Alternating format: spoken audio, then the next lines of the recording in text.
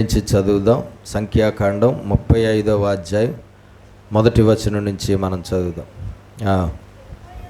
బైబిల్లో ఉన్న ప్రతి ఒక్కరూ తెరిచి చదవబడుతున్న లేఖనాలను స్పష్టంగా అర్థం చేసుకుంటూ చూడండి.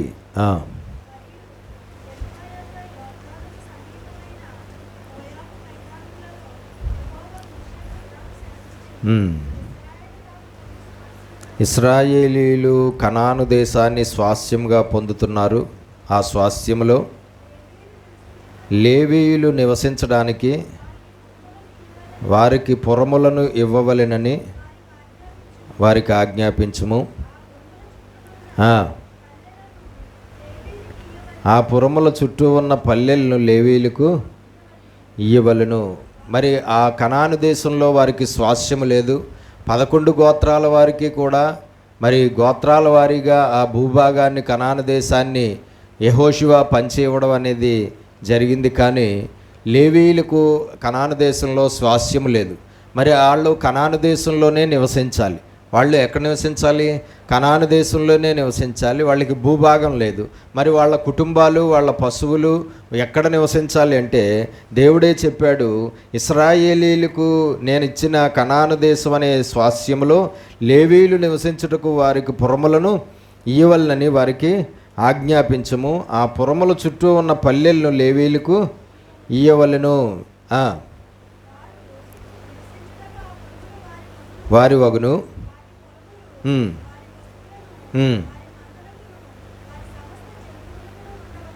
అందులో ఉన్న పొలాలు ఏవైతే ఉన్నాయో ఆ పొలాలు లేవీయుల యొక్క పశువులు మేత నిమిత్తము అయ్యి ఉండాలి. వాళ్ళ జంతువులు ఏవైతే ఉన్నాయో, వాళ్ళ మందలు ఏవైతే ఉన్నాయో లేవీయులకు, ఆ మందల నిమిత్తము ఆ పొలాలు వారు వాడుకోవచ్చు.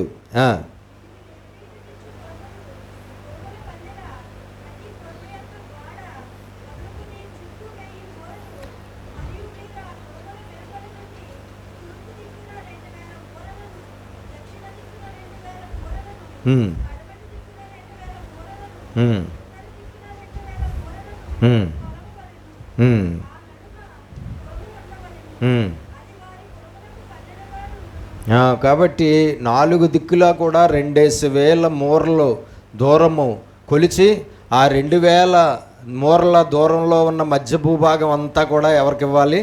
లేవీయులకు ఇవ్వాలి. వారి కుటుంబాలు నివసించడానికి ఇవ్వాలి. వాళ్ళ పశువులు, వాళ్ళ మందలు కూడా నివసించడానికి ఇవ్వాలి. వాటిలో ఉన్న పొలాలు ఏవైతే ఉన్నాయో ఆ పొలాలు కూడా పూర్తిగా వాళ్ళ పశువుల మేత నిమిత్తము వారు ఏం చేయాలండి? ఇచ్చేయాలి.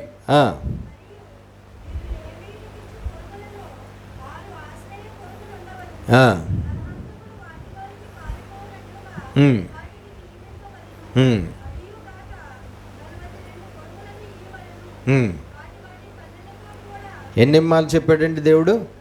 42 పురములు అంటే 42 పట్టణాలు ఇశ్రాయేలీలు ఏం చేయాలి? వీళ్ళకి ఇచ్చేయాలి. వాళ్ళ నివాస స్థలాలుగా లేవీయులకి వారు ఇచ్చేయాలండి. వారి వారి భూభాగాల్లో, వారి వారి గోత్రాల ప్రకారంగా వారి వారి భూభాగాల్లో ఈ విధంగా డిస్టెన్స్ 2000 మూరల అడుగులు ప్రతి ఒక్కరూ కూడా కొలిచి ఆ 42 పట్టణాలు కూడా వాళ్ళకి ఇచ్చేయాలండి వాళ్ళు నివసించడానికి.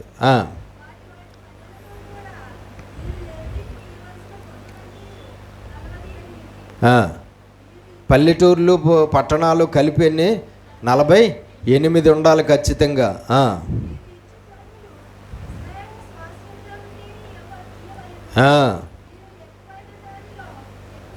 ఎక్కువగా భూభాగం వచ్చిన వారు ఎక్కువగా లేవీయులకి భూభాగాన్ని ఇవ్వాలి.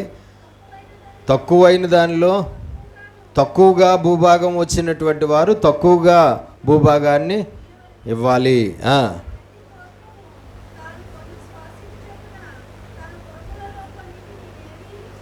ప్రతి ఒక్కరూ కూడా గోత్రాల వారీగా దేవుడు వాళ్ళకి ఇచ్చిన భూభాగంలో ప్రతి గోత్రం వారు కూడా లేవీయులకు కొంత భూభాగాన్ని వారి స్వాస్థ్యములో అంటే వారికి ఇవ్వబడిన భూభాగంలో కొంత భూభాగాన్ని ఎవరికి ఇచ్చేయాలి? ఈ లేవీయులు అనబడినటువంటి వారికి ఇవ్వాలి. ఎందుకంటే వాళ్ళకి దేవుడు కనాను దేశంలో భూభాగాన్ని స్వాస్థ్యముగా ఇవ్వలేదు. కాబట్టి దేవుడు ఆ ఇశ్రాయేలీల యొక్క దశమ భాగాలను వీళ్ళకి జీతంగా ఇచ్చాడు. ఆ ఇశ్రాయేలీల యొక్క ప్రథమ ఫలాలు లేదంటే అర్పించిన బలి అర్పణలు ఏవైతే ఉన్నాయో అవి వీరికి ఆహారంగా ఇచ్చాడు. అలాగే ఆ ఇశ్రాయేలీల యొక్క భూభాగంలోనే కొంత భూభాగాన్ని దేవుడు ఎవరికి ఇస్తున్నాడు? ఈ లేవీయులకు ఇవ్వడం అనేది జరుగుతూ ఉన్నది.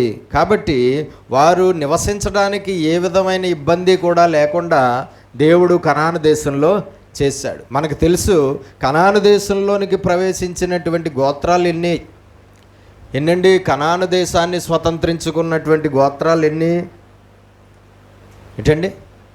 చూడండి, మనం తెలుసు, మనం వచ్చినప్పుడే వాళ్ళు ప్రయాణమే వచ్చినప్పుడే వాళ్ళు కనానుకు ముందు యోర్దానుకు ముందే 2.5 గోత్రాల వారు ఉండిపోయారు. ఎవరాళ్ళు? రూబేను గోత్రం, గాదు గోత్రం, మనష్షే గోత్రంలో సగం మంది, మనష్షే అర్ధగోత్రం. ఈ 2.5 గోత్రాల వారు యోర్దాను నదికి ముందు భూభాగంలో ఉండిపోయారు. వాళ్ళు అప్పుడు మోషేని అడుగుతారు, ఈ మోషే గారు, ఇదిగో మనం 12 గోత్రాలు వెళ్ళి ఆ కనాను దేశంలో నివసించడానికి ఆ దేశం సరిపోదు, మన పశువులకి మన మందలకి అది సరిపోదు. కాబట్టి ఇదిగో కొంతమంది ఇక్కడ ఉండిపోతాం. మేము రూబేను గోత్రం చాలా పెద్ద గోత్రం, చాలా జనాభా ఎక్కువ. అలాగే గాదు గోత్రం కూడా చాలా పెద్ద గోత్రము, చాలా జనాభా ఎక్కువ. అలాగే మనష్షే అర్ధగోత్రం, మనష్షే గోత్రంలో సగం మంది, వాళ్ళు కూడా చాలా ఎక్కువ, వాళ్ళు కూడా సగం మంది. మేము యువతల వైపు యోర్దాను యువతల వైపు భూభాగంలో ఉండిపోతాం. మా పశువులకి, మా మందలకి, మా కుటుంబాలకి ఈ దేశం సరిపోతుంది. మిగతా వారిని అందరినీ కూడా ఎక్కడికి వెళ్ళమని చెప్పాడు? అవతలకు వెళ్ళమని చెప్తే మోషే దేవుడి దగ్గర కనిపెట్టి ప్రార్థన చేసి వారు అడిగినట్లుగానే వాళ్ళని అటువైపు ఉండిపోనివ్వు అని దేవుడు చెప్పడం జరిగింది. దాన్ని వారు ఏమని పిలిచారు? గిలాదు దేశం అని పిలిచేవారు. ఏమని పిలిచేవారండి? గిలాదు దేశము అని పిలిచేవారు. ఆ గిలాదు దేశంలో యోర్దానుకు అవతల ఉన్నటువంటి గిలాదు దేశంలో అంతకుముందు అక్కడ అమోరీయులు, మోయాబీయులు నివసించేవారు. ఆ అమోరీయులు, మోయాబీయులు నివసించే ఆ గిలాదు దేశంలో 2.5 గోత్రాల వారు ఉండిపోయారు. ఆ తర్వాత మిగతా గోత్రాల వారు అందరూ కూడా యోర్దాను దాటి యువతలకు వచ్చి యుద్ధం అయిపోయిన తర్వాత మళ్ళా 2.5 గోత్రాల వారు వెనక్కి వెళ్ళిపోయారు. మిగతా గోత్రాల వారు ఇక్కడ ఉండిపోయారండి. దేవునికి మహిమ కలుగును గాక. హల్లెలూయా. కాబట్టి మనం తెలుసుకోవాల్సింది ఏంటంటే ఆ గిలాదు దేశములో 2.5 గోత్రాల వారు ఉన్నారు. ఈ కనాను దేశంలో మిగతా గోత్రాల వారు అందరూ కూడా నివసిస్తూ ఉన్నారు. ఇప్పుడు ఆ గిలాదు దేశంలోనూ లేవీయులకు పురములను అనగా పట్టణాలను, పల్లెలను ఇవ్వాలి. అలాగే అవతల వైపు కనాను దేశంలో కూడా లేవీయులు నివసించడానికి ఏం చేయాలండి? వాళ్ళకి పట్టణాలను, వాళ్ళకు పల్లెలను ఇవ్వాలి. అది కూడా ఎవరు ఇవ్వాలి? ఇశ్రాయేలీలే ఇవ్వాలి. ఎందులో నుంచి ఇవ్వాలి? వారికి వచ్చిన భూభాగంలో నుంచే వారు కొలిచి ఇవ్వాలి. ప్రతి గోత్రము వారు ఏ వైపు నివసిస్తున్నారో ఆయా గోత్రాల వారు నివసిస్తున్నటువంటి ప్రదేశాల్లో లేవీయులకు వాటి భూభాగాన్ని ఇవ్వాలి. ఇప్పుడు మనం తెలుసుకోవాల్సింది ఏంటంటే ఒక్కొక్క గోత్రం వారు ఒక్కొక్క పక్కనే నివసిస్తూ ఉన్నారు. కానీ లేవీయులైతే అన్ని గోత్రాల వారికి సమీపంగా నివసిస్తూ ఉన్నారు. ఎందుకంటే అన్ని గోత్రాల వారు వారికి ఇవ్వబడిన భూభాగంలో కొంత భాగాన్ని ఇచ్చేయాలి. కాబట్టి లేవీయులకి అన్ని గోత్రాల వారికి దగ్గరలో ఎవరు నివసిస్తున్నారు? లేవీయులు నివసిస్తున్నారు.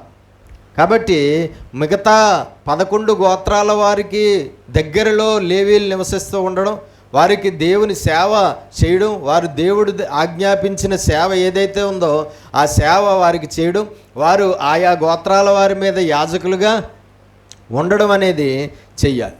ఒకవేళ ఒక పక్కన లేవీలు రూబేను గోత్రం వారు నివసిస్తున్నటువంటి ప్రదేశంలో లేవీలు ఉన్నారు. ఆ లేవీలకి ఏ కారణం చేతో ఆ రూబేను గోత్రం వారు నివసిస్తున్నటువంటి ఆ భూభాగంలో నివసించడం ఇష్టం లేదు. అందులో కొంతమంది యువతల కనాను దేశంలోనికి వచ్చి మేము ఆ కనాను దేశంలో ఆ భూభాగంలో నివసిస్తాము అని వారు ఒకవేళ ఆశ కలిగి, వారు కోరిక కలిగి వారు అనుకుంటే ఖచ్చితంగా వాళ్ళు యువతలకు వచ్చేయచ్చు. యువతలకు వచ్చేసినప్పుడు అక్కడ ఎవరైతే ఉన్నారో వారు మళ్ళా ఖచ్చితంగా ఇక్కడికి వచ్చేసినటువంటి లేవీలకి ఏం చేయాలి? ఖచ్చితంగా భూభాగాన్ని పంచి ఇవ్వాలి. దేవునికి స్తోత్రం కలుగునుగా. ఒకసారి చూద్దాము యెహోషువ గ్రంథము యెహోషువ గ్రంథం 21వ అధ్యాయం. అందరూ బైబిల్ తెరవండి. బైబిల్లో ఉన్న ప్రతి ఒక్కరూ బైబిల్ తెరవండి. 21వ అధ్యాయం 1 నుంచి 3 వచనాలు చదువుదాం. యెహోషువ గ్రంథము 21వ అధ్యాయం 1 నుంచి 3.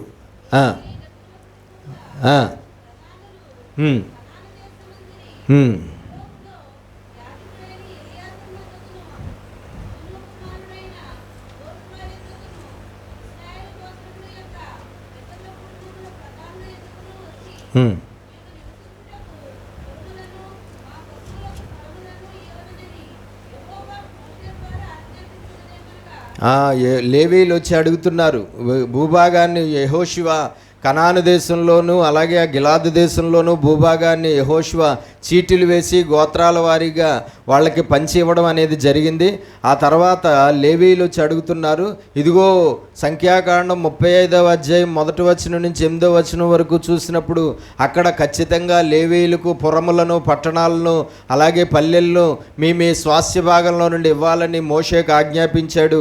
మోషేకు ఆజ్ఞాపించిన రీతిగా మరి ఇక్కడ మాకు భూభాగం ఇవ్వాలి అని యెహోషువని అడిగినప్పుడు యెహోషువ ఏం చేశాడండి? చూడండి, చదవండి ఒకసారి 21వ అధ్యాయం 1 నుంచి.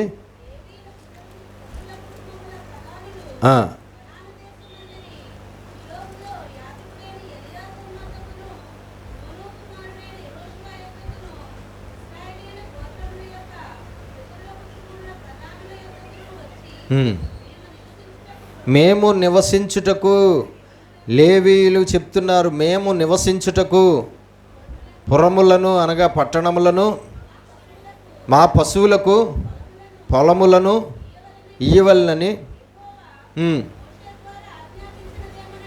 మా ఆజ్ఞాపించిననగా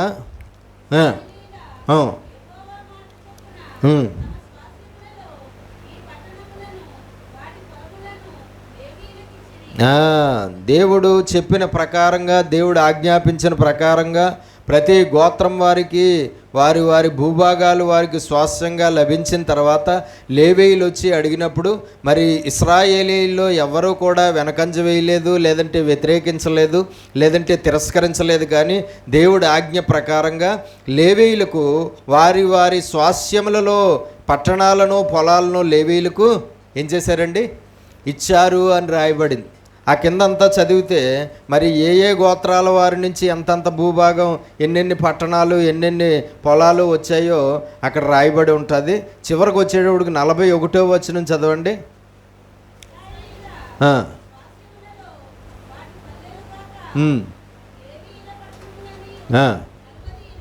48 దేవునికి స్తోత్రం కలుగును. ఇందాక దేవుని వాక్యంలో దేవుడు మోషేకు ఆజ్ఞాపించినప్పుడు ఎన్ని చెప్పాడు? 48 ఉండాలి ఖచ్చితంగా. ఎవరికి? లేవీలకి 48 ఉండాలి అని చెప్పాడు. అలాగే దేవుడు ఆజ్ఞ ప్రకారంగా యెహోషువ ఏం చేశాడండి? మరి ఆ ఇశ్రాయేలీల మిగతా గోత్రాల భూభాగాన్ని తీసుకుని వాళ్ళకి ఇవ్వడం జరిగింది. మొత్తం ఎన్నట? 48 పట్టణాలు. దేవునికి స్తోత్రం. ఆ పట్టణములన్నిటికీ పొలములుండెను. దేవునికి మహిమ కలుగునుగాక. కాబట్టి మరి ఇశ్రాయేలీలకు స్వాస్థ్యముగా కనాను దేశం అలాగే గిలాదు దేశం ఇవ్వబడిన తర్వాత ఈ లేవీలకు కూడా ఆయా గోత్రాల వారి మధ్యలో స్వాస్థ్యము ఇవ్వబడింది. లేవీలకు కూడా ఆ గోత్రాల ప్రజలు ఏమిచ్చారు? వారి వారి భూభాగాన్ని ఇచ్చారు. ఇప్పుడు లేవీయులకు ప్రతీది కూడా ఎవరి దగ్గర నుంచి అందుతున్నాయి? ఇశ్రాయేలీల దగ్గర నుంచే అందుతున్నాయి. ఎవరి దగ్గర నుంచి అండి? లేవీయులకు ప్రతీది ఇశ్రాయేలీల దగ్గర నుంచే. A to Z అన్ని దశమ భాగము అందులోంచే ప్రథమ ఫలాలు, వారు పండించిన పంటలో ప్రథమ ఫలాలు, వాళ్ళు ఏది చేస్తే అందులో ప్రథమ ఫలాలు, వాళ్ళకున్న పశువుల్లో ప్రథమ ఫలాలు అన్నీ కూడా దేవుడు లేవీయులకు ఇవ్వమని దేవుడు చెప్పాడు. అలాగే వాళ్ళ పశువుల్లో నుండి, వాళ్ళ మందల్లో నుండి, వాళ్ళ గానుగుల్లో నుండి, వాళ్ళ చేల్లో నుండి, వాళ్ళ పొలాల్లో నుండి, వాళ్ళ ద్రాక్ష తోటల్లో నుండి, వాళ్ళ వ్యవసాయంలో నుండి ప్రతి దాంట్లోనూ కూడా ప్రథమ ఫలాన్ని తీసుకొచ్చి లేవీయులకు ఇచ్చేవారు. అలాగే వాళ్ళకి దేవుడిచ్చిన రాబడి ఏదైతే ఉందో ఆ రాబడి అంతట్లోనూ కూడా దశమ భాగాన్ని తీసుకొచ్చి లేవీయులకు ఇచ్చేవారు. అలాగే వారికి భూభాగం ఏదైతే స్వాస్థ్యంగా ఇవ్వబడిందో ఆ భూభాగం అంతట్లో నుండి వాళ్ళకి లేవీయులకి భూభాగాన్ని ఇశ్రాయేలీలు ఇవ్వడం అనేది జరిగింది. కాబట్టి ఇప్పుడు లేవీయులకు కావలసినవన్నీ కూడా ఎవరి ద్వారా దేవుడు అందిస్తున్నాడు? ఇశ్రాయేలీల ప్రజల ద్వారానే దేవుడు అందిస్తూ ఉన్నాడు.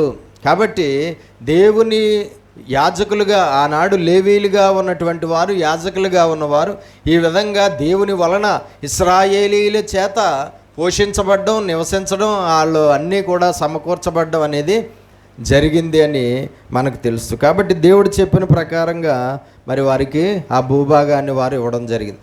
ఆ భూభాగంలోనే వారు లేవీలు నివసిస్తూ ఉండేవారు. ఈ 48 పట్టణాల్లో నుండి ఎవరైనా ఇంకో పట్టణంలో ఇంకో పట్టణానికి షిఫ్ట్ అవ్వాలని అనుకుంటే లేవీలు తప్పకుండా వారు ఇష్ట ప్రకారంగా ఆ పట్టణం నుండి ఇంకో పట్టణానికి వాళ్ళు షిఫ్ట్ అవ్వచ్చు. ఏమాత్రం ప్రజలు ఎవరో కూడా అభ్యంతరం కలగజేయడానికి వీలు లేదు. మా దగ్గర ఉన్నారు ఆల్రెడీ, ఈ ఇంతమంది ఉన్నారు, వీళ్ళు మా దగ్గర ఉన్నారు కాబట్టి మీరు మా దగ్గరికి రావడానికి వీలు లేదని ఎవరో కూడా ప్రజలు అడ్డగించడానికి వీలు లేదు. ఒకవేళ ఈ లేవీలు ఇంకో పట్టణానికి షిఫ్ట్ అయితే ఎక్కడికి షిఫ్ట్ అయ్యారో అక్కడ ప్రజలు వాళ్ళకి ఈ భూభాగాన్ని ఇవ్వాలి ఖచ్చితంగా. ఎవరో కూడా వారిని తిరస్కరించడానికి వీలు లేదు. ఎవరైనా ఒకవేళ లేవీల్ని వ్యతిరేకించినా, ప్రజలు ఎవరైనా లేవీల్ని తిరస్కరించినా, లేవీల మీద తిరుగుబాటు చేసినా, యాజకులుగా ఉన్నటువంటి వారి మీద తిరుగుబాటు చేసినా ఆనాడు దేవుడు ధర్మశాస్త్రంలో ప్రజలకు విధించిన శిక్ష ఏంటి? మరణశిక్ష. కాబట్టి యాజకులుగా ఉన్నటువంటి వారికి, లేవీలుగా ఉన్నటువంటి వారికి వ్యతిరేకంగా ఎవరు లేచినా సరే వారు రాళ్లతో కొట్టి చంపబడాలి.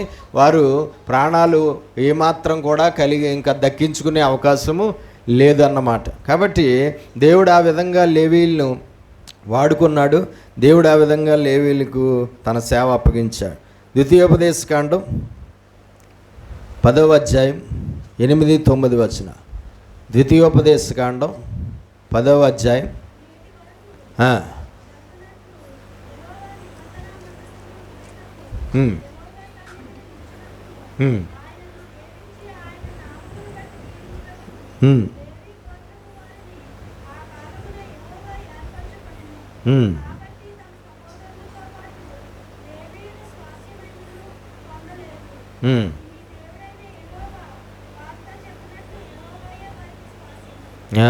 కాబట్టి మనం చూస్తుంటే ద్వితీయోపదేశకాండం 10వ అధ్యాయము 8 నుంచి చదివితే, నేటి వరకు జరిగినట్లు యెహోవా నిబంధన మందసమును మోయుటకును, ఎటట లేవీయులకు నిబంధన మందసం మోయుటకును, యెహోవా సన్నిధిని నిలుచుటకును, దేవుని మందిరంలో నిలిచి దేవుని సేవ చేయడానికిని, ఆయనను సేవించి ఆయన నామమును బట్టి ప్రజలను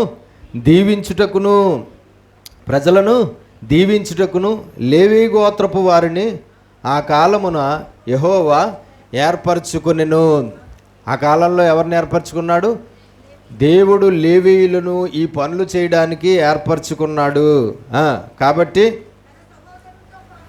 మిగతా 11 గోత్రాలతో పాటు లేవీయులు స్వాస్యమునైనను ఆ కనాను దేశంలో భూభాగాన్ని మిగతా గోత్రాల వారు పొందుకున్నట్లుగా వీళ్ళు పొందుకోలేదు. వారితో చెప్పినట్లు యెహోవాయే వారికి స్వాస్యము. యెహోవాయే వారికి స్వాస్యము. చూడండి, ఈనాడు లేవీయులు ఎవరని చెప్పుకున్నాం మనం? ఈనాడు లేవీయులు ఎవరు? సంఘము. ఈనాడు లేవీయులు ఎవరు? సంఘము. అహరోను వంశస్థులు ఎవరు? సేవకులు. ఆ సంఘాలకి పాస్టర్లుగా ఉన్నవారు ఎవరు? అహరోను వంశస్థులు. అలాగే లేవీయులు ఎవరు అంటే ఆ సంఘాలకు వచ్చే విశ్వాసులు. ఇప్పుడు అంతకుముందు వేరే వారు వచ్చి ఈ లేవీయులకి దశంభాగాలు ఇచ్చేవారు, కానీ ఇప్పుడు ఈ లేవీయులే దశంభాగాలు ఇవ్వాలి కదండి. అంతకుముందు లేవీయులకి దశంభాగాలు వచ్చాయి, కానీ కొత్త నిబంధన కాలంలో లేవీయులే దశమ భాగాలు ఇవ్వాలి. అంతకుముందు బలి అర్పణలను వాళ్ళు తినచ్చు, కానీ ఇప్పుడు ఆ లేవీయులే బలి అర్పణలు తీసుకురావాలి. మనం తెలుసు, వాళ్ళు అనేక విధాలుగా ప్రజల ద్వారా పొందుకోవలసినవన్నీ కూడా పొందుకునేవారు. కానీ ఇప్పుడు లేవీయులు, ఈ కాలంలో లేవీయులు పొందుకునేది భూమి మీద ఏమీ లేదు, కానీ వారే వారి కష్టార్జితంలో వారు రాబడి అంతట్లోనూ దశంభాగాన్ని ఇవ్వాలి, వాళ్ళ ప్రథమ ఫలాల్లో 10వ వంతుని ఇవ్వాలి. వాళ్ళు దేవుని పేరట దేవునికి దేవుడు చెప్పిన విధంగా దేవుని సేవకులకు ఏం చేయాలండి? ఒక సంఘానికి కాపరిగా ఉన్న కుటుంబ బాధ్యత ఎవరిది అంటే, ఒక సంఘానికి కాపరిగా ఉన్న కాపరి యొక్క కుటుంబ సభ్యుల బాధ్యత అంతా కూడా ఎవరిదండి? విశ్వాసులదే. దేవునికి స్తోత్రం.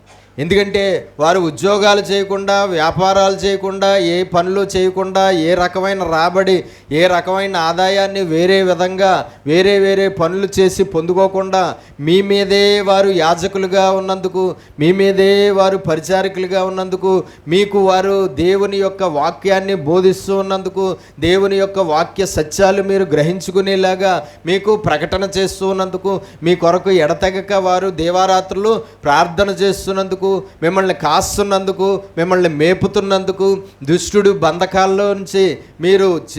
బంధకాలకు చిక్కుకున్నప్పుడు దుష్టుడు బంధకాల్లోంచి మిమ్మల్ని విడిపించే ప్రార్థన చేస్తున్నందుకు, దేవుని మహిమ ద్వారా, దేవుని శక్తి ద్వారా, దేవుడి ఇచ్చిన అధికారం ద్వారా, దేవుడిచ్చిన ప్రభావంతో, దేవుడిచ్చిన బలంతో ప్రజలకు మేలుకరంగా, విశ్వాసులకు ఆశీర్వాదకరంగా, విశ్వాసులకు సమస్యలు వచ్చినప్పుడు సమస్యల నుంచి విడుదల వచ్చే విధంగా సేవకులు ప్రార్థన ఉంటుంది. వాళ్ళకు రోగాలు వచ్చినప్పుడు వాళ్ళకు స్వస్థత వచ్చే విధంగా సేవకులు భారంతో ప్రార్థన చేసి వాళ్ళకి స్వస్థత వచ్చేలాగా మొరపెడతా ఉంటారు. అలాగే వాళ్ళని మంచి మార్గంలో వాక్యము బోధిస్తూ వాళ్ళని త్రోవ తొలగిపోకుండా వాళ్ళకి పాఠాలు చెప్పి నడిపిస్తూ ఉంటారు. కాబట్టి పూర్తిగా వారు వేరే లోక సంబంధమైన భూ సంబంధమైనటువంటి ఆదాయాన్ని పొందుకునే విధంగా ఏ పనులు చేయకుండా కేవలం దేవుని పరిచర్యలో భాగంగా విశ్వాసులుగా దేవుడు ఎవరినైతే అప్పగించాడో వారిని కాస్తున్నందుకు, మేపుతున్నందుకు, నడిపిస్తున్నందుకు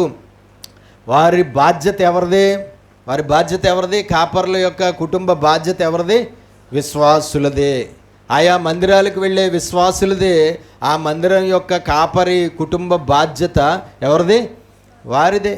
వారే ఇవ్వాలి, వారే పోషించాలి, వారే పెట్టాలి, వారే తీసుకురావాలి, వారే అన్నీ కూడా చూసుకోవాలి. ఆ విశ్వాసులే ఆ సేవకులకు కావాల్సినవన్నీ కూడా సమకూర్చాలి. ఆ సేవకులకు కావలసిన ప్రతీదీ ఎవరి ద్వారా సమకూర్చబడాలి? విశ్వాసుల ద్వారానే సమకూర్చబడాలి.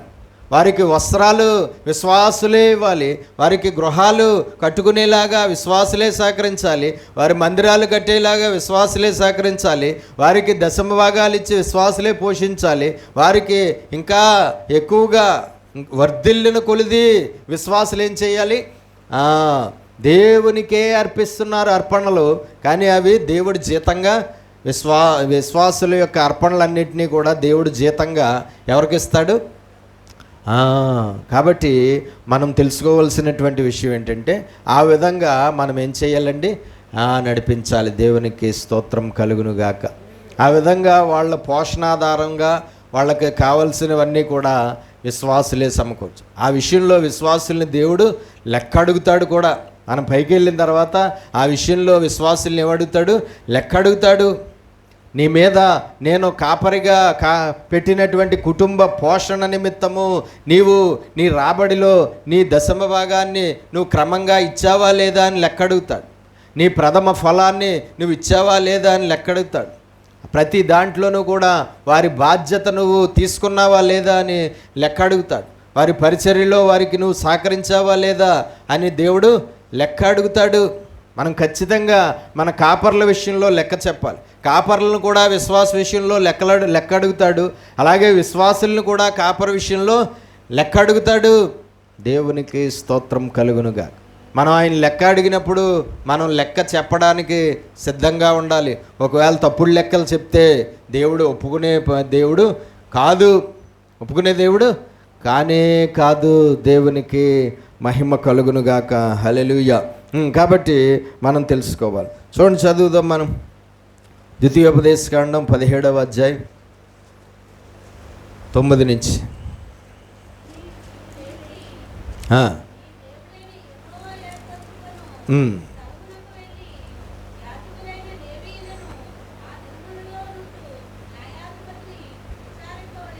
ఉమ్, ఉమ్, ఉమ్,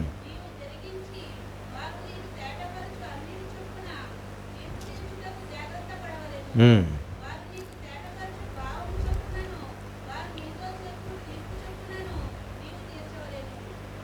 ఉమ్. తిరగకూడదు. ఉమ్,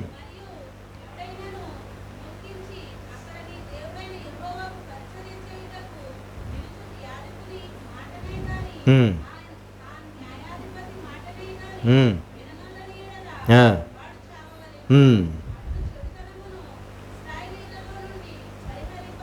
ఉమ్.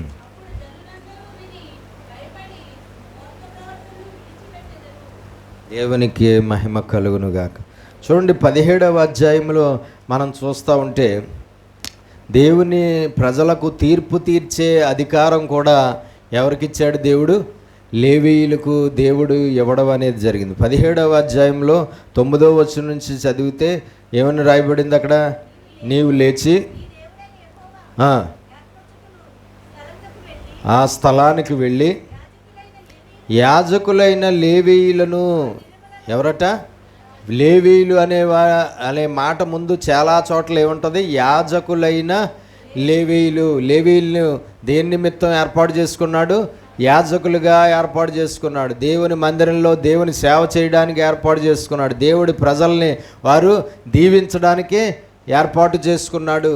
కాబట్టి మనం తెలుసుకోవాల్సింది ఏంటంటే, నువ్వు వెళ్ళి యాజకులైన లేవీయులను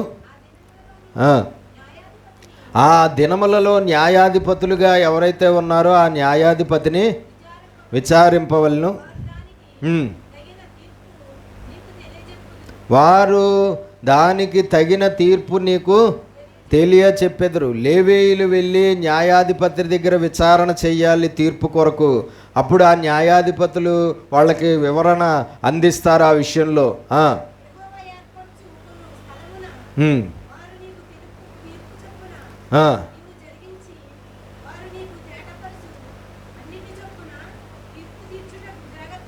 కాబట్టి న్యాయాధిపతులు చెప్పిన మాట ప్రకారంగా, న్యాయాధిపతులు ఇచ్చిన వివరణ ప్రకారంగా ప్రజలకు లేవీయులు ఏం చేయాలి? తీర్పు తీర్చాలి. వారికి వివాదాలు, వారికి సమస్యలు, వారికి గొడవలు, వారికి కలహాలు, వాళ్ళకి భేదాభిప్రాయాలు ఏర్పడినప్పుడు వారిలో వారి కోపోద్రేకాలు పెరిగిపోయి, ఏ కారణాల చేత కోపోద్రేకాలు పెరిగిపోయి వాళ్ళు వివాదాల పాలైనప్పుడు ఈ లేవీయులు ఏం చేయాలటండి? వారికి తీర్పు తీర్చాలి. అంటే ఇశ్రాయేలీల ప్రజలకు తీర్పు తీర్చే అధికారం కూడా ఎవరిచ్చారు? ఎవరికిచ్చాడు దేవుడు? లేవీయులకు ఇచ్చాడు.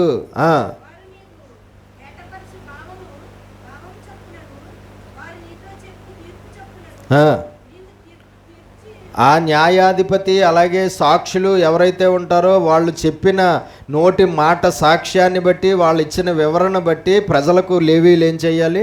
తీర్పు తీర్చాలి.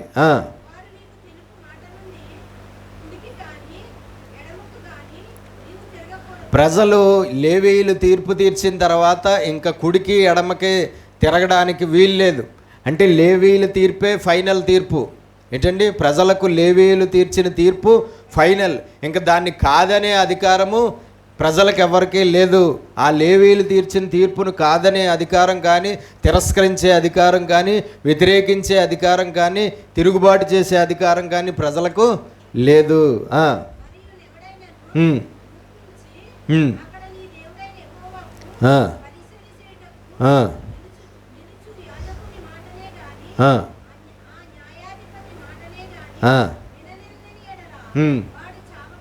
వాడు ఒకవేళ ఎవడైనా సరే ఆ లేవీయుల తీర్పు కాదన్నా, లేదంటే వారికి న్యాయాధిపతులుగా ఎవరైతే ఉన్నారో ఆ న్యాయాధిపతి తీర్పు కాదన్నా ఏమవ్వాలి? ప్రజలు చావవలెను. ఎవరైనా వ్యతిరేకించినా, ఎవరైనా తిరస్కరించినా, ఎవరైనా తిరుగుబాటు చేసినా, ఎవరైనా ఇది అన్యాయం అని చెప్పినా, అక్రమం అని చెప్పినా, లేదంటే ఇంకోలాగా వాళ్ళు ఒకవేళ వ్యవహరిస్తే ప్రజలు ఏం చేయాలండి? రాళ్లతో కొట్టి చంపేయాలి. లేవీయుల తీర్పును వ్యతిరేకించినటువంటి వారిని రాళ్లతో కొట్టి చంపేయాలి అని దేవుడు ఆజ్ఞాపించడం అనేది జరిగింది.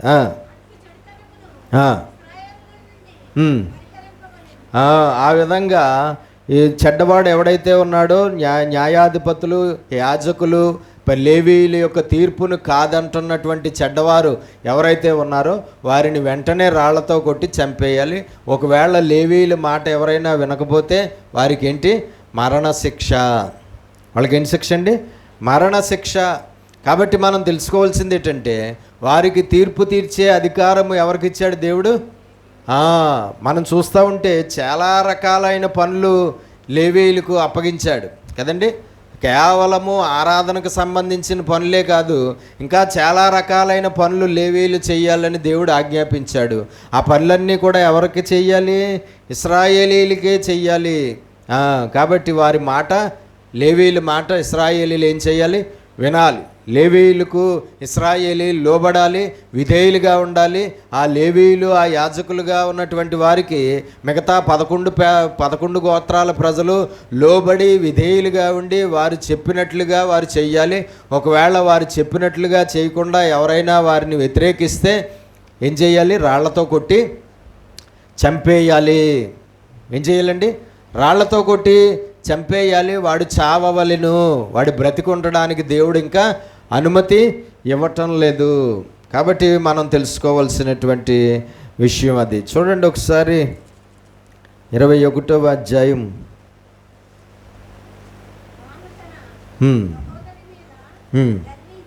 5వ వచనం. ద్వితీయోపదేశకాండం 21వ అధ్యాయం 5వ వచనం. అప్పుడు యాజకులైన లేవీయులు దగ్గరకు రావలను,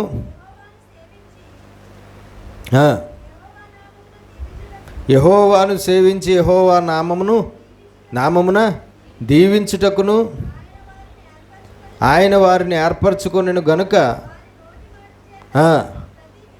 లేవీయుల నోటి మాట చేత ప్రతి వివాదమును, దెబ్బ విషయమైన ప్రతి వ్యాజ్యమును విమర్శింపబడవలెను. దేవునికి స్తోత్రం. లేవీయుల దగ్గరికి రావాలను. వ్యాజ్యాలు, వివాదాలు ఉన్న ప్రజలు ఎక్కడికి రావాలి? యాజకులైన లేవీయుల దగ్గరికి రావాలి. యాజకులైనటువంటి లేవీయులు సాక్షుల ద్వారా, న్యాయాధిపతులు చెప్పిన వివరణ ద్వారా ఆ సంఘటనను, ఆ పరిస్థితిని పరిశీలించాలి. అందులో న్యాయమేదో అన్యాయమేదో వారు గుర్తించి న్యాయమైన తీర్పు తీర్చాలి. ఈ విధంగా లేవీయుల దగ్గరికి ప్రజలు వచ్చినప్పుడు, లేవీయుల దగ్గరికి వివాదం వచ్చినప్పుడు, లేవీయుల దగ్గరికి వ్యాజ్యం వచ్చినప్పుడు వాళ్ళు ఏం చేయాలండి? ఆ వివాదాలు తీర్చాలి, ఆ వ్యాజ్యాలు తీర్చాలి, సరైన తీర్పు ఇవ్వాలి. సరైన తీర్పు ప్రజలకు లేవీయులు ఇచ్చినప్పుడు ఆ తీర్పును తిరస్కరించడానికి ఎవరైనా ఒకవేళ సిద్ధపడితే వారు చావవలెను. వారు చెప్పిన మాట ప్రకారంగా చేయడానికి ఇష్టపడకపోతే ఆ మనిషి ఎవడైనా సరే వాడిని రాళ్లతో కొట్టి చంపేయాలి అని దేవుడు ఆజ్ఞాపించడం అనేది జరిగింది. కాబట్టి లేవీయులు దేవుని సేవ చేయడం మాత్రమే కాదు, లేవీయులు యాజకత్వం చేయడం మాత్రమే కాదు, లేవీయులు ప్రజలను దీవించడం మాత్రమే కాదు, లేవీయులు ఆ మందిరంలో పరిచర్య చేయడం మాత్రమే కాదు, లేవీయులు ఆ ప్రజలకి ఎలాగున్నారు? తీర్పర్లుగా ఉన్నారు. లేవీయులు ఎలాగున్నారు? తీర్పర్లుగా ఉన్నారు. తీర్పు తీర్చేవారిగా ఉన్నారు. ప్రజల యొక్క వివాదాలు, వ్యాజ్యాలు తీర్పు తీర్చేవారిగా ఉన్నారు. ఆ అధికారము ఎవరికిచ్చాడండి? దేవుడు వారికి ఇవ్వడం అనేది జరిగింది. వారు న్యాయంగా, పక్షపాతం అనేది లేకుండా పూర్తిగా జరిగిన సంఘటనలో, జరిగిన గొడవలో, జరిగిన వివాదంలో, జరిగిన వ్యాజ్యంలో పూర్తిగా వివరణ అంతా కూడా తెలుసుకుని అప్పుడు వారు ఏం చేయాలి? తీర్పు తీర్చాలి. కాబట్టి ఈ విధంగా తీర్పు తీర్చే అధికారము దేవుడు వారికి ఇవ్వడం అనేది జరిగింది. ద్వితీయోపదేశకాండం 17వ అధ్యాయం 18వ వచనం.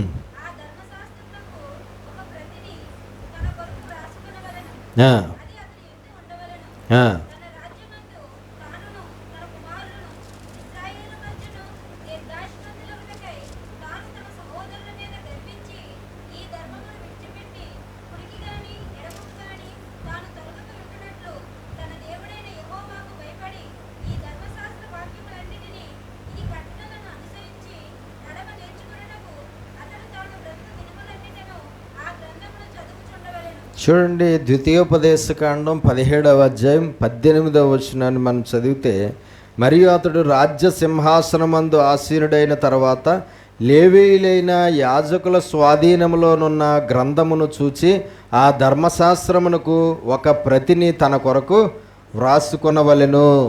ఇది ఇశ్రాయేలీల మీద రాజులు ప్రారంభమైన తర్వాత రాజుగా సింహాసనాన్ని అధిష్ఠించినటువంటి మహారాజులు చేయవలసిన పని. అయితే ఇప్పటికి ఇంకా మహారాజులు ప్రారంభం అవ్వలేదు. మహారాజులు ప్రారంభం అయిన తర్వాత మహారాజు ఏం చేయాలట? ఎవరి స్వాధీనంలో ఉండాలట? ధర్మశాస్త్ర గ్రంథం లేవీయుల స్వాధీనములో ధర్మశాస్త్ర గ్రంథము ఉండాలి. ఆ లేవీయుల స్వాధీనంలో ఉన్న ధర్మశాస్త్ర గ్రంథానికి ఇంకొక కాపీ రాజుగారు ముద్రించుకోవాలి.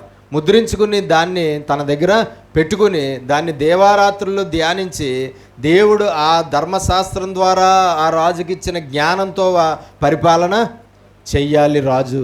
కాబట్టి ఇప్పుడు ధర్మశాస్త్రం అనేది మోషే ద్వారా దేవుడు ఎవరికి ఇచ్చాడు? ఇశ్రాయేలీలకు ఇచ్చాడు. ఆ ధర్మశాస్త్ర గ్రంథము ఎవరి స్వాధీనంలో ఉండాలట? లేవీయుల స్వాధీనంలో ఉండాలి. దాన్ని కాచే పని, దాన్ని కాపాడే పని, దాన్ని భద్రం చేసే పని ఎవరిది? లేవీయులది. ఆ కాలంలో మోషే ధర్మశాస్త్ర గ్రంథాన్ని ఆ పశువుల యొక్క చర్మం మీద దాన్ని ఏం చేశాడండి? రాయించడం అనేది జరిగింది. ధర్మశాస్త్ర చుట్టపు గ్రంథం అని ఉంటుంది.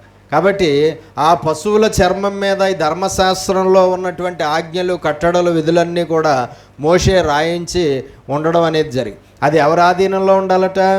లేవీయుల ఆధీనంలో ఉండాలి. ధర్మశాస్త్రం లేవీయుల ఆధీనంలో ఉండాలి. ఆ లేవీయులే ఆ ధర్మశాస్త్ర గ్రంథాన్ని ప్రజలకు ఏం చేయాలి? బోధించాలి. చూడండి, 31వ అధ్యాయం ద్వితీయోపదేశకాండం 9వ వచనం. ద్వితీయోపదేశకాండం 31వ అధ్యాయం 9వ వచనం. ఈ ధర్మశాస్త్రమును రాసి మోషే గారు ఆ ధర్మశాస్త్రాన్ని అంతటినీ కూడా ఆ యొక్క పశువుల చర్మం మీద రాసి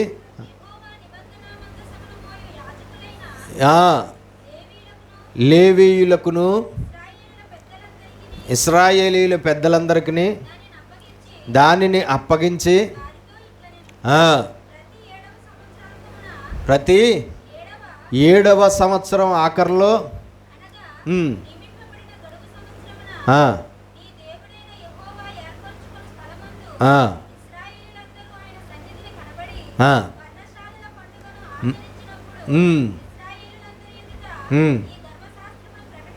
ఈ ధర్మశాస్త్రమును ప్రకటించి వారికి వినిపింపవలెను.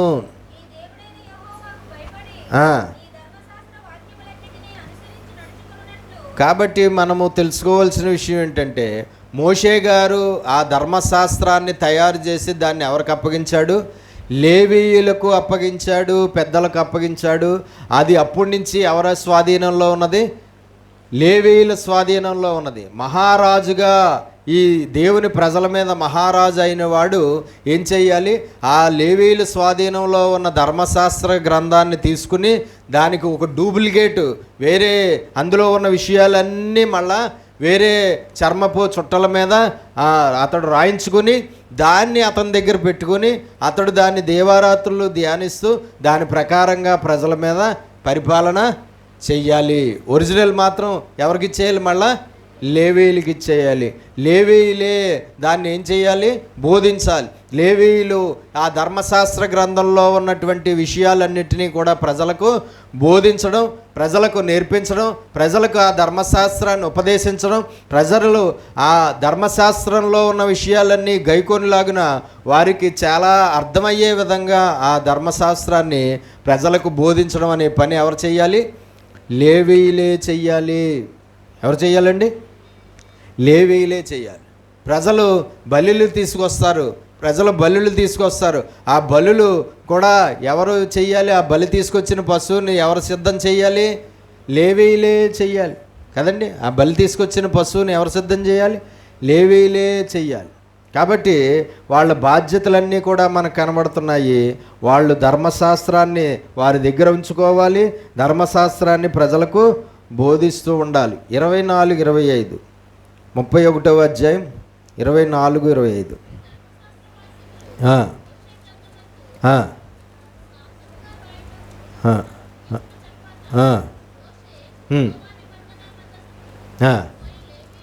యెహోవా నిబంధన మందసమును మోయుచున్న లేవీయులను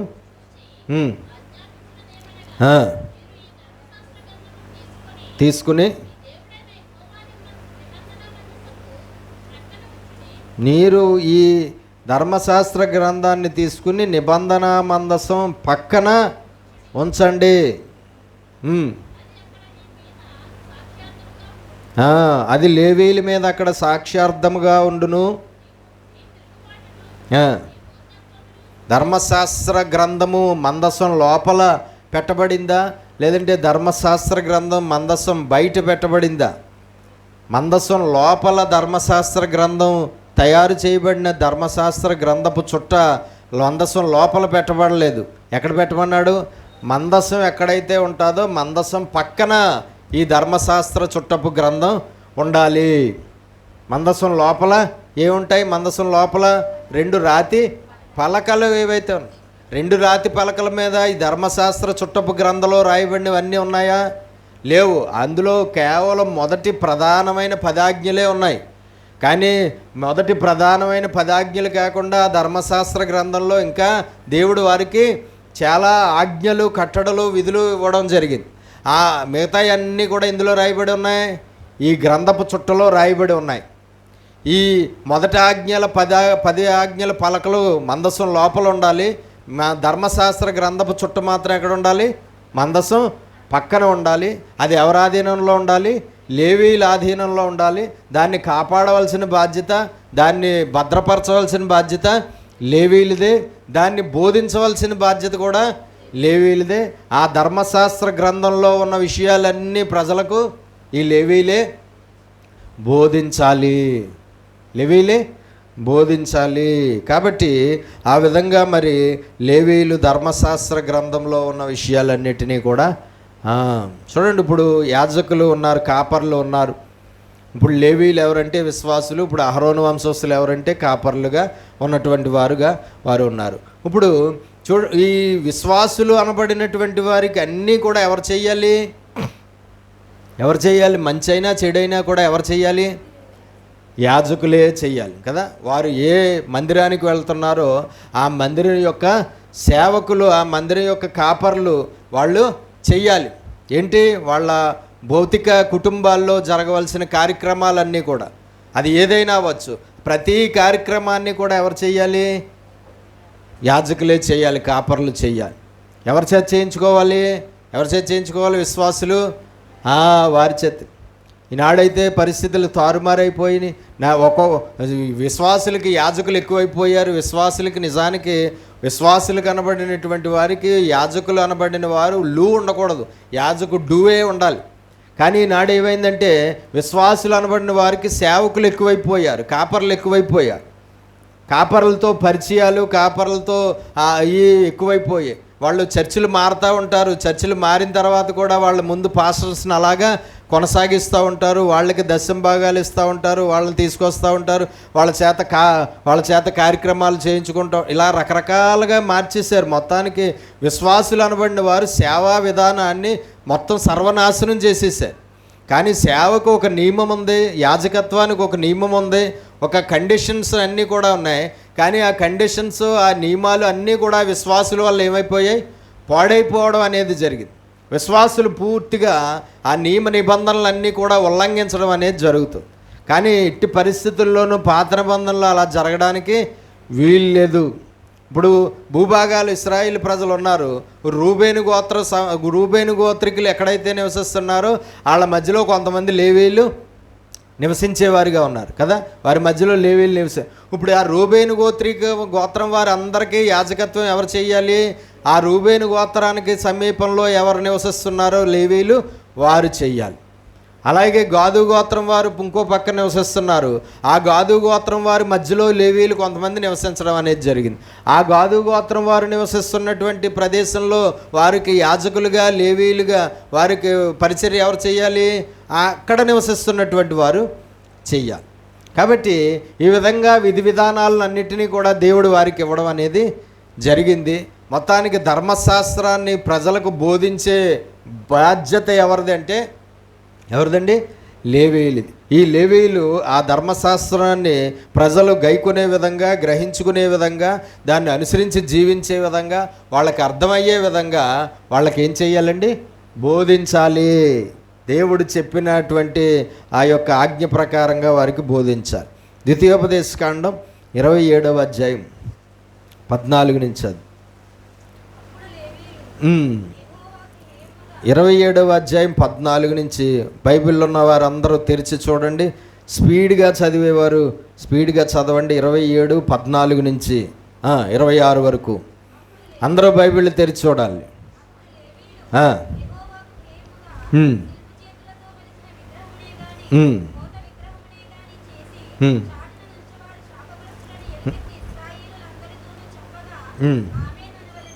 ఎవరు చెప్పాలి ఆ మాట? అది ఎవరు చెప్పాలటండి? లేవీయులు.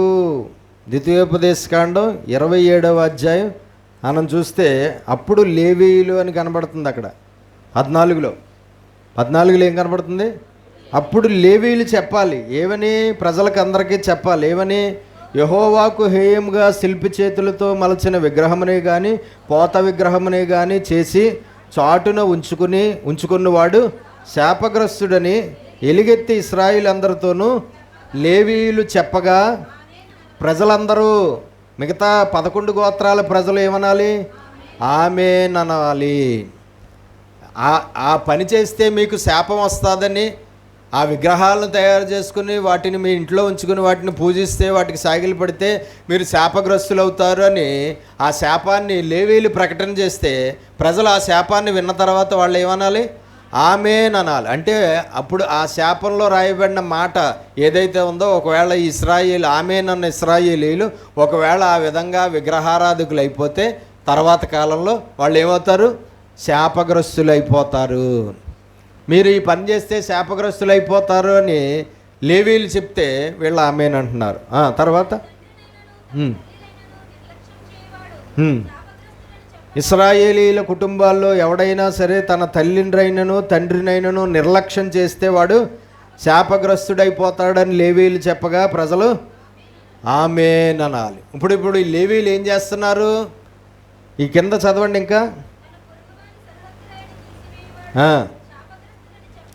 గోత్రాల వారీగా భూభాగాన్ని పంచి సరిహద్దు రాయిలు పాతి సరిహద్దులు చెప్పాడు. ఒకవేళ ఎవరైనా స్వార్థంతో ఆ సరిహద్దు రాళ్ళను తీసేసి కొంచెం లోపలికి వేసేసుకుని కొంచెం బయటకు వేసేసుకుని అవతల వాడి భూభాగంలో కొంచెం కలిపేసుకుంటే వాడు ఏమవుతాడు? శాపగ్రస్తుడవుతాడు.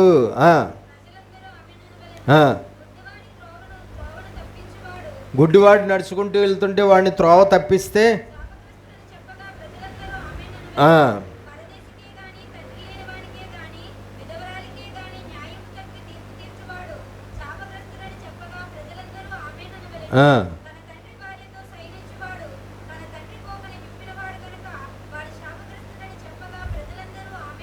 ప్రజలందరూ ఆమేన్ అనవలను. జంతువుతో సైనిస్తే వాడు శాపగ్రస్తుడు.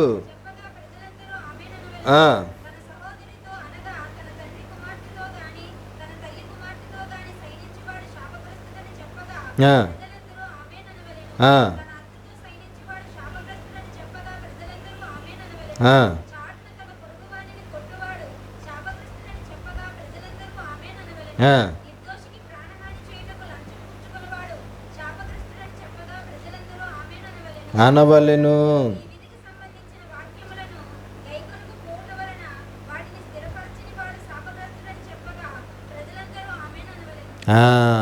ఇప్పుడు ఈ శాపాలు ప్రకటిస్తున్నది ఎవరు? లేవీయులు. శాపాలను ఆమోదిస్తున్నది ఎవరు? ప్రజలు. ఒకవేళ ఏ కాలంలోనైనా ఆ ప్రజలు ఆమోదించిన ఆ ప్రజలే అక్కడ ఉన్న ఆజ్ఞను అతిక్రమిస్తే వారు ఏమవుతారు? శాపగ్రస్తులు అయిపోతారు. శాపగ్రస్తులు అయిపోతారని చెప్పి శాపాలు ప్రకటిస్తున్నది ఎవరు? లేవీయులు. ఇందాక చూసిన దాంట్లో ఏమని ఉంది? ప్రజలను దీవించుటకు. ఇందాక ఒక వచనం చదివాము, అందులో ఏముంది? 21వ అధ్యాయంలో 5వ వచనంలో ఏమనుందండి?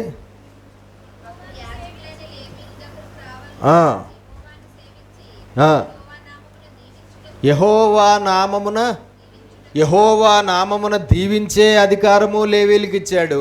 యెహోవా నామమున శపించే అధికారం కూడా లేవీయులకు ఇచ్చాడు. యెహోవా నామమున దీవెన మాటలు పలకవలసి వచ్చినప్పుడు దీవెన మాటలు పలికితే అవి అక్కడ దేవుడి సేవకుడి నోట్లోంచి వచ్చిన దీవెన మాటలు దేవుడు రూఢి చేసి ఆ దీవెనలు ఆ ప్రజలకు ఇస్తాడు. అలాగే దేవుని సేవకుల నోట్లోంచి వచ్చిన శాపపు మాటలు ఏవైతే ఉన్నాయో ఆ శాపాలు కూడా ప్రకటించింది ఎవరు? ఇక్కడ లేవీయులే. ఇప్పుడు ఆ శాపాలు కూడా ఒకవేళ ఆ శాపం వచ్చేలాగా ప్రజలు జీవిస్తే ఆ శాపాలు వారికి వర్తిస్తాయి. కాబట్టి దీవెనలను ప్రకటించేది, శాపాలను ప్రకటించేది కూడా నాడు ఎవరు? లేవీయులే. దేవుని సేవకుడి నోట్లోంచి మీ కొరకు ఒక దీవెన మాట వచ్చిందా, ఆ దీవెన అలా నిలిచి ఉంటుంది. ఒకవేళ దేవుడి సేవకుడి నోట్లోంచి మీ కొరకు ఒక శాపపు మాట వచ్చిందా, ఆ శాపపు మాట కూడా ఖచ్చితంగా ఆ మనుషులు ఫేస్ చేయక తప్పదు, దాన్ని ఖచ్చితంగా అనుభవించాలి. కాబట్టి ఇప్పుడు ఆశీర్వాదాన్ని శాపాన్ని కూడా వెల్లడి చేసే అధికారం దేవుడు ఆనాడు ఎవరికి ఇచ్చాడు? లేవీయులకు ఇచ్చాడు. దేవునికి మహిమ కలుగునుగాక. హల్లెలూయా. కాబట్టి మనం తెలుసుకోవాల్సింది ఏంటంటే ఈ లేవీయులు అనబడినటువంటి వారు ఈ విధంగా దేవుడు వారికి అప్పగించిన బాధ్యతలు, దేవుడు వారికి అప్పగించినటువంటి పనులు వారు చేయడం అనేది. అంతేకాదు ఒక చోట ఉంటుంది, యుద్ధాలు జరిగే సమయంలో యుద్ధాల ప్రేసులోకి వెళ్ళి ఈ లేవీయులు ఈ యాజకులైన లేవీయులు ఏం చేయాలండి? వాళ్ళని బలపరచాలి. ఆ యుద్ధంలో ఆ భయముతోనూ అధైర్యంతోనూ కృంగుదలతోనూ ఉన్నటువంటి వారు ఎవరైతే ఉన్నారో వాళ్ళ మనస్సులు ధైర్యం పొందుకునేలాగా, వాళ్ళు మనస్సుల్లో ధైర్యం వచ్చేలాగా యుద్ధ సమయాల్లో యాజకులు వెళ్ళి ఏం చేయాలండి? వాళ్ళని బలపరచాలి. వాళ్ళు ఏం చేయాలి? బలపరచాలి. వాళ్ళ కోసం ప్రార్థన చేయాలి. వాళ్ళకి నిబ్బరమైన మాటలు, ధైర్యం కలిగే మాటలు వాళ్ళకి చెప్పాలి.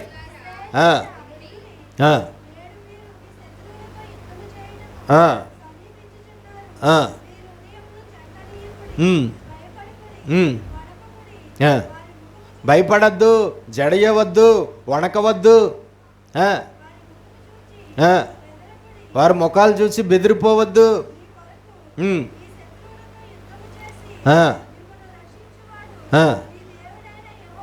యెహోవాయే. కాబట్టి యుద్ధ సమయాల్లో ఈ యాజకులైన లేవీయులు వెళ్ళి ఏం చేయాలండి? వాళ్ళని ఆ విధంగా ధైర్యపరచాలి, బలపరచాలి, వాళ్ళకి నిబ్బరం వచ్చేలాగా వాళ్ళు అక్కడ బోధించాలి. వాళ్ళ కొరకు ఏం చేయాలి? ప్రార్థన చెయ్యాలి. దేవునికి స్తోత్రం కలుగునుగాక. అందుకనే అంటాడు లాస్ట్గా ద్వితీయోపదేశకాండం 12వ అధ్యాయం 19వ వచనం చదవండి. ద్వితీయోపదేశకాండం 12:19. నీవు నీ దేశంలోనున్న నువ్వు భూమి మీద బ్రతికున్న దినములన్నిటిను లేవీయులను విడవకూడదు సుమి. ప్రజలకు ఏం ఆజ్ఞాపించాడు? మీరు బ్రతికున్నంతకాలము మీరు లేవీయులను విడవకూడదు. ఒకవేళ మీరు లేవీయులను విసర్జించినా, లేవీయులను నిర్లక్ష్యం చేసినా, లేవీయులను మీరు విడిచిపెట్టేసినా వారు దేవుని ఉగ్రతకు గురవి దేవుని శిక్షకు ఏమవుతారండి? పాత్రులవుతారు. కాబట్టి మనం తెలుసుకోవాల్సింది ఏంటంటే ఇశ్రాయేలీలు 11 గోత్రాల వారు ఎవ్వరూ కూడా లేవీయులను ఎందుకు చేయకూడదు? విడిచిపెట్టకూడదు. వాళ్ళని నిర్లక్ష్యం చేయకూడదు, వాళ్ళని వ్యతిరేకించకూడదు, వాళ్ళ మీద తిరుగుబాటు చేయకూడదు, వాళ్ళని తిరస్కరించకూడదు, వాళ్ళని దూషించకూడదు. వాళ్ళ మాటకు లోబడాలి, వాళ్ళ దీవెనలకు పాత్రలు అవ్వాలి, వాళ్ళ శాపాలకు పాత్రలు అవ్వాలి. వాళ్ళు చెప్పినట్లుగా ఇశ్రాయేలీలు నడుచుకోవాలి. లేవీయులు తీర్పు తీరిస్తే ఆ తీర్పుకు వాళ్ళు లోబడి ఉండాలి. లేవీయులు దేవుని పేరట పరిచర్యలో భాగంగా ఏ పనులు చేస్తే ఆ పనుల విషయంలో వారు ఏమై ఉండాలండి? లోబడి ఉండాలి. దేవునికి మహిమ కలుగునుగాక. హల్లెలూయా. కాబట్టి లేవీయులు పరిచర్య చాలా ప్రాముఖ్యమైన పరిచర్య. మరి వాళ్ళు కనాను దేశంలోనికి వెళ్ళక ముందు కూడా ఈ 40 సంవత్సరాల అరణ్య ప్రయాణంలో లేవీయులను, యాజకులను దేవుడు ప్రతిష్ఠించుకుని వారికి సేవ అప్పగించి వారి చేత సేవ చేయించుకున్నాడు. అలాగే కనాను దేశంలోనికి, గిలాదు దేశంలోనికి ప్రజలు వెళ్ళి అక్కడ స్థిరపడిన తర్వాత కూడా అప్పుడు కూడా లేవీయుల్ని దేవుడు వాడుకున్నాడు. అప్పుడు కూడా లేవీయుల్ని దేవుడు తన సేవ నిమిత్తము కొనసాగించుకున్నాడు. అద్భుతంగా ఇచ్చేశాడు. ఏం చేశాడండి? అద్భుతంగా వారు సేవ చేయడం అనేది జరిగింది. ఆ తర్వాత వారి భూభాగాల్లో వారు నివసిస్తూ వారికి యాజకులుగా వారు ఉన్నారు, ప్రజలకు సమీపంగా ఉన్నారు, ప్రజలకు అందుబాటులో ఉన్నారు. సేవకులు అనబడిన వారు విశ్వాసులకి అందుబాటులో ఉండాలి. సేవకులు అనబడిన వారు విశ్వాసులకి ఎప్పుడు సమీపంగా ఉండాలి. సేవకులు అనబడిన వారు విశ్వాసుల యొక్క ప్రతి బాధ్యతను కూడా వారు నెరవేర్తించాలి. అలాగే విశ్వాసులు కూడా సేవకులకి ఎప్పుడు కూడా లోబడి ఉండాలి. వాళ్ళు ఏం చేయాలండి? వాళ్ళు అనుకూలంగా ఉండాలి. సేవకులకి విశ్వాసులకి మధ్యలో ఒక మంచి రిలేషన్ మెయింటైన్ అవ్వాలి. ఏమవ్వాలండి?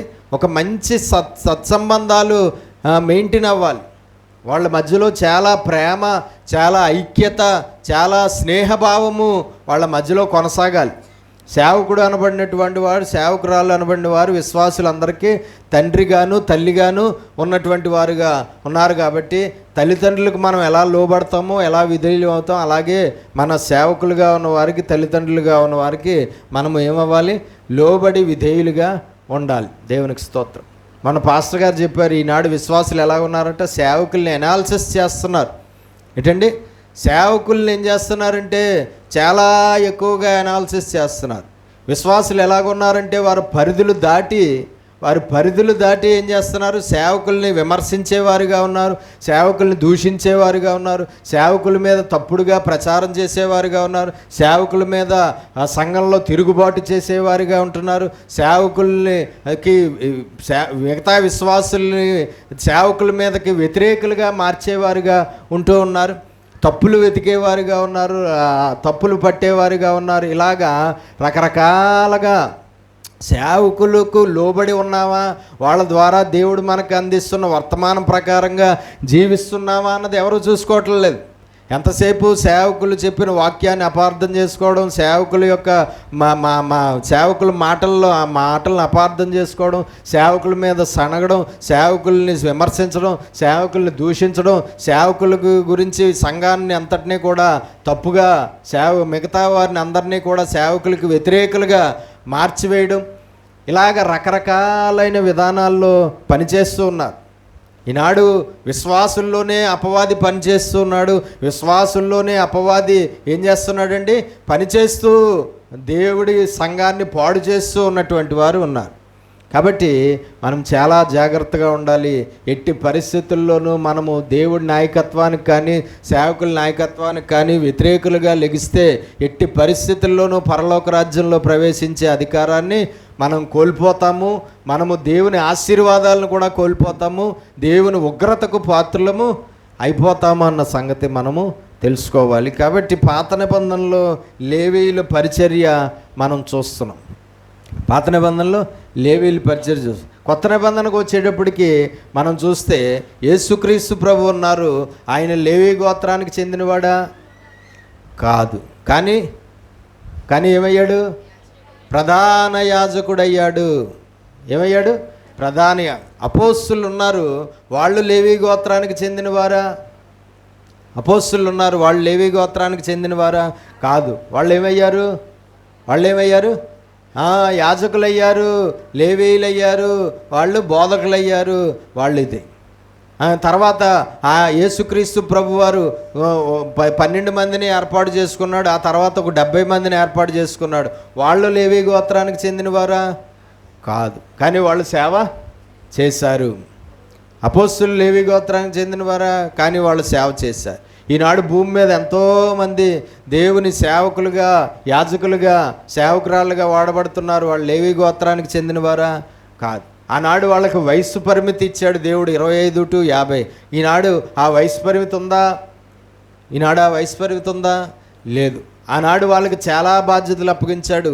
ఈనాడు సేవకులకైతే దేవుడు అంతకన్నా ఎక్కువ బాధ్యతలు అప్పగించాడు.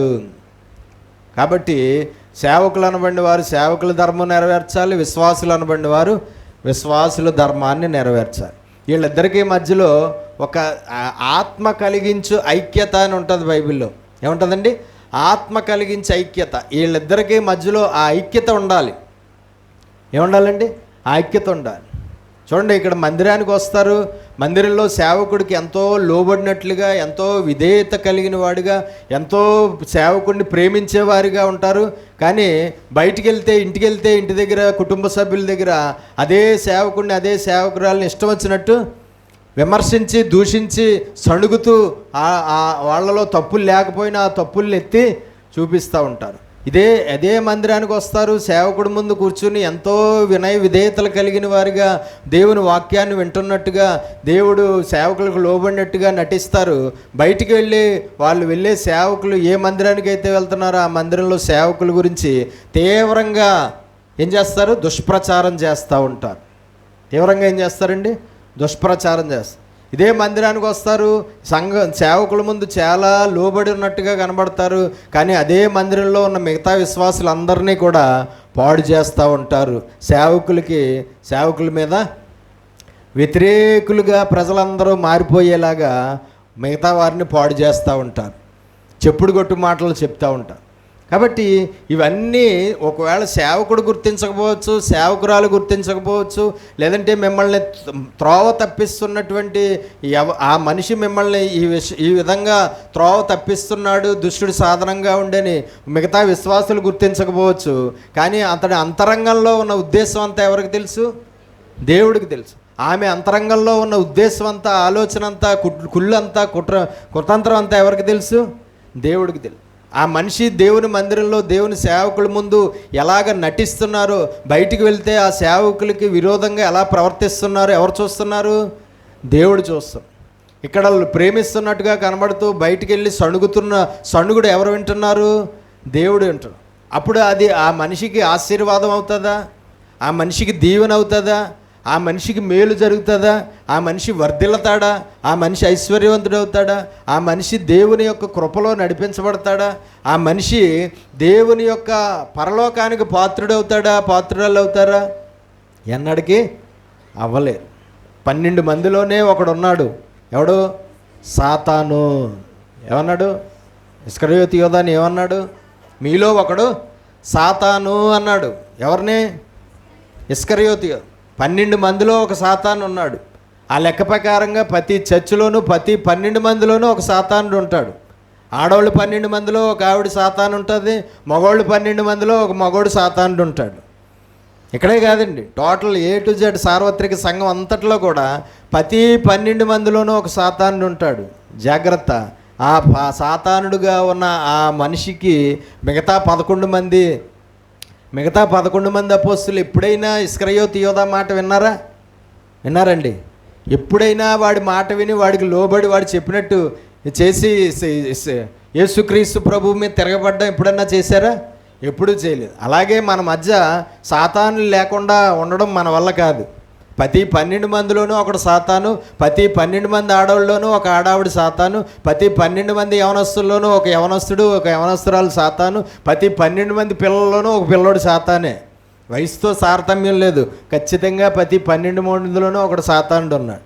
ఇప్పుడు మిగతా 11 మంది ఏం చేయాలంటే, ఆ 12వ వాడు ఎంత శోధించినా, ఎంత నిన్ను పడగొట్టడానికి ప్రయత్నం చేసినా, ఎంత నిన్ను త్రోవ తప్పించడానికి ప్రయత్నం చేసినా, ఈ మిగతా 11 మంది ఏం చేయాలి? ఆ 12వ వాడి మాటకు లోబడకూడదు, విధేయత చూపించకూడదు, వాడు చెప్పినట్టు చేయకూడదు. వాడు చెప్పినట్టు చేయకూడదు. చేయచ్చా? ఇస్కరియోతు యోధా చచ్చిపోయే వరకు కూడా ఎవరితో ఉన్నాడండి? యేసుక్రీస్తు ప్రభువుతో ఉన్నాడు. యేసు చనిపోయే వరకు ఇస్కరియోతు యోధా ఆ గుంపులోనే ఉన్నాడు, 12 మందిలో ఒకడుగా ఉన్నాడు కదా. కాబట్టి వాళ్ళు ఆ 12 మందిలో సాతానుడుగా ఉన్న ఒకడు వాడు బయటకు పోతాడా అంటే పోతాడా? బయటకు పోడండి. బయటకు పోతే వాడి పని ఎక్కడ సఫలం అవుతుంది? వాడు సంఘాన్ని పాడు చేసే పని నిమిత్తం కాంట్రాక్ట్ తీసుకున్నాడు. సంఘాన్ని పాడు చేసే పనిలో కాంట్రాక్ట్ తీసుకుని అతడు అక్కడ పని చేస్తూ ఉన్నాడు. ఆ పని బయటికి వెళ్ళిపోతే చేయలేడు. కాబట్టి ఏం చేయలేడు, వాడు బయటికి వెళ్ళడు, అక్కడే ఉండి పాడు చేసే పని చేస్తాడు. సంఘంలోనే ఉంటాడు. ప్రతి 12 మందిలోనూ ఒకడు సాతానుడు ఉంటాడు. జాగ్రత్త. 12 మందిలో ఉన్న సాతానుడుగా ఉన్నటువంటి వాడు చివరికి ఏమయ్యాడో మనకి తెలుసు. మిగతా 11 మంది వాడికి లోబడకపోవడం వల్ల వాళ్ళు ఏమయ్యారో మనకు తెలుసు. వాళ్ళు ఏమయ్యారు? మిగతా 11 మంది ఇస్కరియోతు యోధాకు చోటు ఇవ్వకుండా ఉండడం వల్ల వాళ్ళు ఏమయ్యారు? భూమిని తలక్రిందులు చేయువారుగా మారారు. మనం కూడా ఆ 12వ వాడిని మనం ఏమీ చేయలేం. ఆ 12వ వాడిని మన మధ్యలోంచి పారద్రోలేం. ఆ 12వ వాడితో మనం దూరం పెట్టలేం. ఆ 12వ వాడిని మనం ఏమీ చేయలేం. కానీ వాడికి లోబడకుండా, వాడి మాట వినకుండా, వాడు చెప్పినట్లు చేయకుండా మిగతా 11 మంది శిష్యుల్లాగా మనం ఉంటే మనం ఏమవుతాం? దేవుని రాజ్యానికి హక్కుదారులు అవుతాం.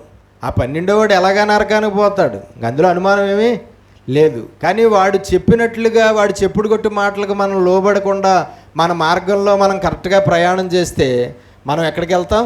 దేవుని రాజ్యానికి వెళ్తాం. ఆ 12వ వాడు నరకానికి పోతాడు. అలాగే ఆడవాళ్ళలో ప్రతి 12లోనూ ఒక సాతాను ఉంటే ఆమె నరకానికి పోతారు. నరకానికి పోయేవారిని మనం ఆపలేము. ఇంకా వాళ్ళ ప్లేస్ అది, వీళ్ళ ప్లేస్ ఇది. కాబట్టి మనం చాలా జ్ఞానంగా ఏం చేయాలండి? చాలా జ్ఞానంగా సంఘంలో మనము నడుచుకోవాలి. మందిరానికి వెళ్ళడం, మందిరంలో అందరం కూడుకోవడం, అందరం కలిసి ఆరాధించడం గొప్ప విషయం కాదు.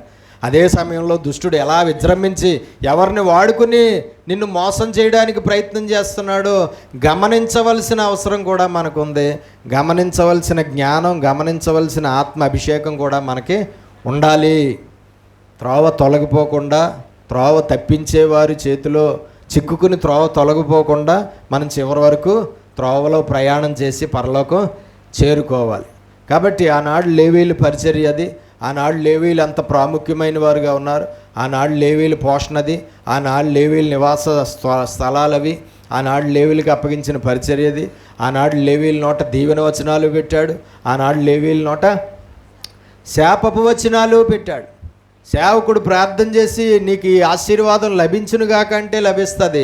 సేవకుడికి ప్రార్థన చేసి నువ్వు ఈ విధంగా శిక్షించబడదుగాక అంటే ఆ శిక్ష ఆ మనిషికి ఖచ్చితంగా వచ్చేస్తుంది. కాబట్టి మనము చాలా జాగ్రత్తగా మనం ఉండాలి. మనం ఈనాడు లేవీలుగా ఉన్నాము. ఆనాడు లేవీలుగా అన్న స్థానంలో ఈనాడు ఎవరు ఉన్నాం? విశ్వాసులే లేవీలుగా ఉన్నారు. కాబట్టి వయసుతో సంబంధం లేదు. దేవుడు అప్పగించిన పరిచర్యను, దేవుడు మనకిచ్చిన ఆజ్ఞలను, దేవుడు రాజ్యాన్ని కట్టే భారాన్ని మన మీద పెట్టాడు. ఆ భారాన్ని మనము మోసి మనం ఆయన రాజ్య స్థాపనలో మనము వయసుతో సంబంధం లేకుండా మనం పని చేయాలి. అలాగే సంఘాల్లో కూడా లేవీ పరిచర్య ఎంత ప్రాముఖ్యమైనదిగా ఉందో ఆ కాండు ఈనాడు లేవీ పరిచర్య అంత ప్రాముఖ్యమైనదిగా మన పరిచర్య ఉండేలాగా మనము చూసుకోవాలి. అట్టి దీవెన ఆశీర్వాదం దేవుడు మనందరికీ దయచేయునుగాక. ప్రార్థన చేసుకో. మహాపరిశుద్ధుడు అయిన మా ప్రియ పరలోకపు తండ్రి, నీ శ్రేష్టమైన ఘనమైన నామమును బట్టి మీకు స్తోత్రాలు అయ్యా. ఈ మధ్యాహ్న కాల సమయంలో ఇంతవరకు మాకు నువ్వు బోధించిన నీ వాక్యాన్ని బట్టి స్తోత్రాలు. విన్న వాక్యం విని విడిచిపెట్టేవారిగా ఉండి మమ్మల్ని మేము మోసం చేసుకోకుండా విన్న వాక్యాన్ని అనుసరించి జీవించి ఫలించుటకు మాకందరికీ మీరు సహాయం చేయమని, లేవీయుల పరిచర్య గురించి మాతో కొన్ని వారాల నుంచి అయ్యా మీరు బోధించిన నీ సత్యాలను బట్టి నీకు వందనాలు, నీకు స్తోత్రాలు, నీకు స్తుతులు, నీ కృతజ్ఞతలు చెల్లించుకుంటూ యేసు పరిశుద్ధ నామమున ప్రార్థన అడిగి వేడుకుంటున్నాం పరమ తండ్రి.